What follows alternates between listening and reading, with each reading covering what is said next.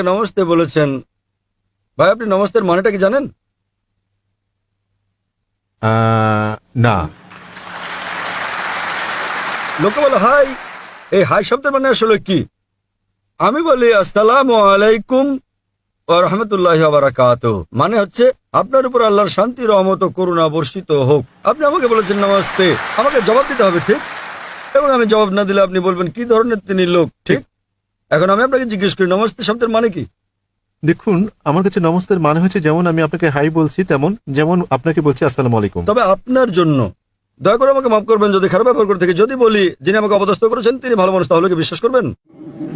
যদি আমি ওই শব্দটা জানতাম। যদি আমি বলি উল্লু, আপনি জানেন উল্লু কি? উল্লুর মানেটা হচ্ছে বাংলায় পেঁচা, ইংরেজি আউল মানে হচ্ছে জ্ঞানী ব্যক্তি, কিন্তু বাংলায় উল্লু মানে কি? উল্লু মানে বোকা। হ্যাঁ, বোকা।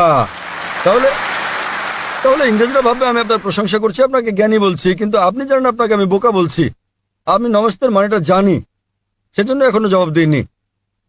আপনি মানেটা জানেন না, আপনি আমাকে নমস্তে বলেছেন, আমি অর্থ জানি তাই উত্তর দিইনি এখনো। নমস্তের মানে হচ্ছে সংস্কৃত ভাষার শব্দ ইধাম নামামে থেকে এটা এসেছে, মানে আমি আপনার কাছে নতজানু হই। আপনি কি আমার কাছে নতজানু হতে চান?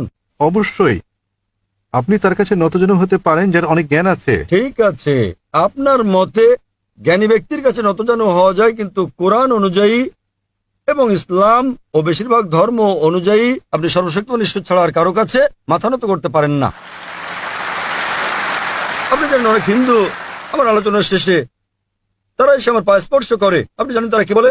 हमने पहले बार भगवान का अवतार खुद देखा आंख से। এই জীবনে দেবতাকে সচক্ষে দেখলাম প্রথম, হিন্দুরা আমাকে বলে। তাই আমি বলি দেখেন ভাই, আমি জানি আপনি আমাকে সম্মান করেন, আমাকে ভালোবাসেন, আমি এর প্রশংসা করি, তবে সত্য ঈশ্বর ছাড়া আর কারো কাছে মাথা নত করা হচ্ছে শিরক।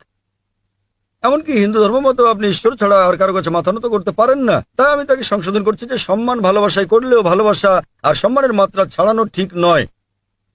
যখনই মাত্রা অতিক্রম করবেন তখনই তা শিরক, ঈশ্বরের শরীক সাব্যস্ত করা। পরে অনেক হিন্দু আমার কাছে এসে আমাকে অনেক প্রশংসা করেছে, তারা আমাকে ঈশ্বরের কাছাকাছি নিয়ে গেছে। আমি বলি আমি দেবতা নই, আপনারা কেবল সর্বশক্তিমান ঈশ্বরের কাছে মাথা নত করতে পারেন। আমি বলি জ্ঞান হলো ঈশ্বরের দান, এটা ঈশ্বরের দান।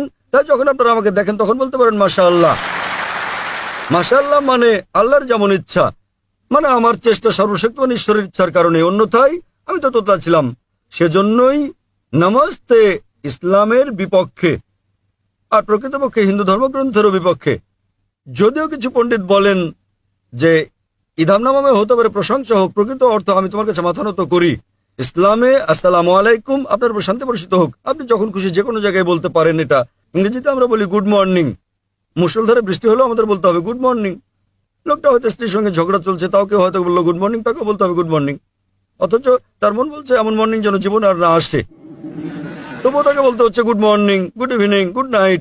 তাই ইসলাম ধর্মে উত্তম হচ্ছে আসসালামু আলাইকুম, আপনার উপর শান্তি বর্ষিত হোক। আর আমি এটা কামনা করি, কারণ কোরআন বলছে সূরা নিসা অধ্যায় নম্বর 4 আয়াত নম্বর 86, যদি কেউ তোমাকে সৌজন্যমূলক অভিবাদন জানায় তাকে আরো বেশি সৌজন্য দেখাও।